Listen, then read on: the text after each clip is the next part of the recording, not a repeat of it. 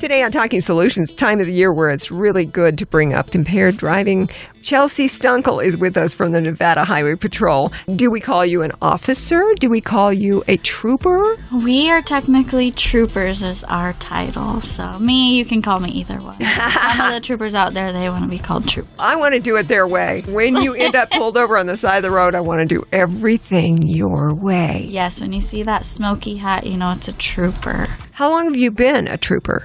I've been a trooper almost 6 years now. What made you decide to do this? You know, I was always intrigued by criminal justice and the law enforcement side of things. I thought I wanted to be an attorney, and I actually did a couple ride-alongs just out of the blue, got offered to do some, and was like, wow, this is way more fun than more school, going to law school. So I got my degree and then applied for some different agencies and got on with the Highway Patrol, and I love it. So I'm glad I stuck with it. Maybe the lawyer thing can be another career after this one. If you get tired of this somewhere down the road. I'll retire pretty young, and then I can still do something else, more school, after a 25-year break or something. Well, we're glad you're here. We need people just like you helping to protect everybody on the roads. Yes, thank you. That's a favorite part of the job, is just protecting people and really helping people. And you can ask just about any trooper or officer out there, and that's really what they enjoy doing. I mean, our lives are on the line, and we do it for the community and protecting people and our families, too. Our families are out there driving. True public service. This is the time of the year, the 100 deadliest days of summer. Yes. And it's got to do with people being out on the roads, kids being out of school, driving around with their friends. This is a really difficult time of the year, I would imagine, as far as enforcement from your side. Definitely. They call it the 100 deadliest days of summer because, like you said, kids are out of school for the most part. Families are traveling a lot. And you have a lot of these holidays like Memorial Day, Labor Day, 4th of July, where people are attending parties. They're going to the lake. They're just wanting to have a good time for summer break. They're consuming alcohol and, like I said, just a lot more cars on the roadway, and then we see disasters because of it, unfortunately. So we want to get the word out there that all of these crashes, all of these fatalities are preventable, and there's stuff that people can do to prevent them. That's the part that really hurts you in your heart, because I would imagine in the course of your day as a Nevada Highway Patrol trooper, you see all kinds of accidents that were totally preventable. Yes, completely. It's disheartening. Obviously, we see so much tragedy, and the worst part of all is we see the pain in the family members and the loved ones, and they know that their loved one could have made a better decision possibly or done something to prevent this crash, and it's just a terrible thing. I mean, whether it's buckling your seatbelt or calling a taxi instead of getting in that car, it's just a tragic thing. So we see this heartache. We just wish people made better decisions, and that's why we're here to talk about the better decisions that they can make. Exactly. I often have Erin Breen in from the Vulnerable Road Users Project. Yes. Last time she brought up an interesting point, and I hadn't really thought about it this way.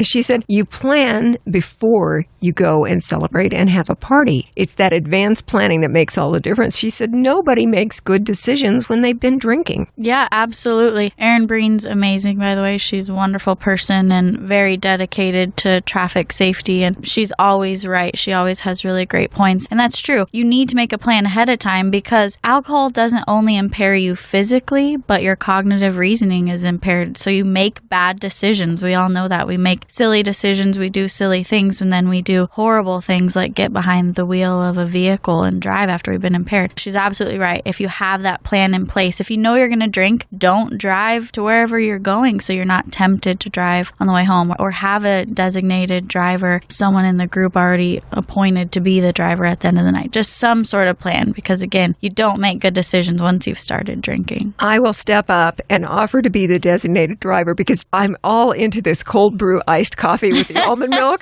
I'll drink that and then I'll drive everybody around. You're all hopped up on caffeine. You're good to go. If that's the only thing I'm hopped up on, I'm doing good. Yes, definitely. Caffeine is okay. The 4th of July weekend and the timing of it too, with the 4th of July actually hitting on Monday this year, I would imagine that's going to make it even a longer weekend than it normally would be because people see that extra day and they go, hey, let's go to Las Vegas. Yeah, most definitely. It's a long weekend. We're going to have lots of people traveling to and from Nevada, to and from Las Vegas in general. And then we're going to see the partying all weekend long with the holiday falling on a Monday. People aren't just going to be drinking on 4th of July and having a good time on 4th of July. It's going to be an all weekend thing because the way that the holiday does fall this year. And yeah, that whole stretch of weekend, Friday through Monday, is going to be a very dangerous time on our roadway. roadways. In Las Vegas, we see impaired driving as a problem all the time, but especially during times like this. We have lots of visitors here, lots of alcohol being consumed. That's a very interesting point. We've got Trooper Chelsea Stuenkel in from the Nevada Highway Patrol. Impaired driving over a holiday weekend like the 4th of July is always an issue, but especially so here in Nevada. The fact that we don't have last call in most situations, right. People just figure they get here and they can do anything they like, which is fine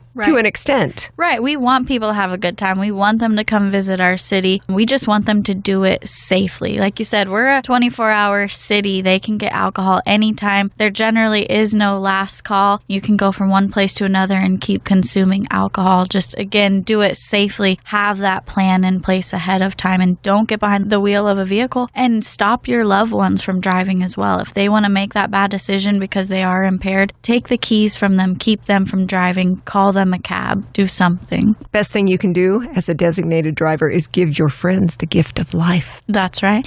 Keep them safe. It's not just about yourself, but keeping them safe as well, and keeping your friends and family from making bad decisions. And our goal here in Southern Nevada, and anywhere, I would hope, is 0 fatalities. People go, what does that mean? Well, as we've mentioned in the past, how many fatalities are acceptable in your house? I would imagine the number is 0. Right. I ask people that sometimes, and they think it's a trick question. They look at me, and I ask teen drivers this all the time. How many crashes, how many fatalities are acceptable? And I think Aaron Breen was the first person I heard say that to a group, and I was like, wow, that's amazing. And then when they think about it, they're like, oh, 0. And like we talked about, all crashes are preventable. They're all caused by someone making some sort of bad decision. Like we're talking about impaired driving. They chose to drink, they chose to get behind the wheel, resulted in a serious injury, crash, or even a death. They are preventable. But if we all have that 0 fatalities goal in mind, we want 0 fatalities within our household, within our community. We know the crashes are preventable. We know what it takes to prevent them. Then it is a reasonable goal. No doubt about that. And these are so preventable. They make such a huge difference in people's lives. I think also we need to keep in mind that it's not always your bad decision that causes an accident. Right. We have to watch for the other people on the road who are doing stupid things all over the place. Definitely. There's going to be a lot of people in our city this weekend that aren't consuming alcohol, that aren't drinking, but they're going to be on our roadways. We want those people to be safe because we know sometimes the tragedy falls at the hand of the innocent person, the one that wasn't drinking. Be on the defensive, of course. Always look out for those drunk drivers and call 911 if you think that you see a drunk driver. Star NHP from your cell phone or 911. Don't be afraid to report those drivers. Sometimes they just end up being distracted drivers, but it's best that we stop them and talk to them anyway and make sure that they're not impaired. So we want people to call, look for those drivers that are swerving, speeding, slowing down. People know what drunk drivers look like, and we don't want them to hesitate to call us, especially this weekend, because we want to keep everyone safe, especially those innocent people out there. Get them off the roads. And as far as alcohol impairment and the 4th of July weekend, we've got a couple of different goals. One is that we're not impaired in any way, and also that we don't let our friends drive drunk.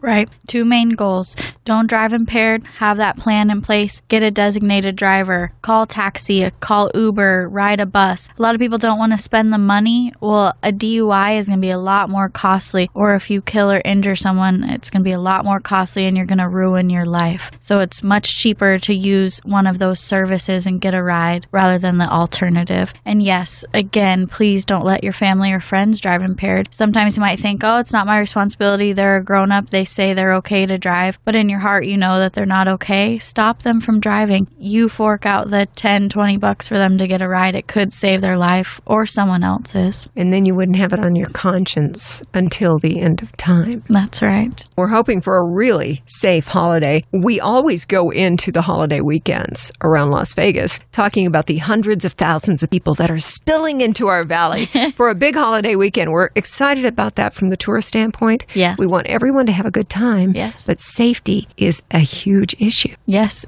definitely. Like I said, we want our tourists to come visit. We want them to have a great time in our city. We don't want to have to stop and talk to them. We want them to come here, have a good time, and go home safely. And we also want to keep our residents safe. So important during these weekends. And whatever the excuse may be, it's not a good excuse. There's never a good excuse to not put your seatbelt on. There's never a good excuse to speed. And there's definitely never a good excuse to drive impaired. Especially, we talked about it's a 24-hour city. There are resources 24 hours for you to get a sober ride. So no excuse is a good excuse. We want everyone to be safe. A good weekend, a good good 4th of July will be no injuries, no fatalities on our roadways. And how great would that make your job for the weekend? Yes, definitely. Trooper Chelsea Stuenkel is with us from the Nevada Highway Patrol. Is there anything that I've forgotten? I don't think so. Just no excuses worth your life out here. We hammered on 0 fatalities as the goal, and we just want that to be everyone's goal out here. Sometimes when you're doing things during your daily commute or you're trying to get somewhere, you're like, I'm late.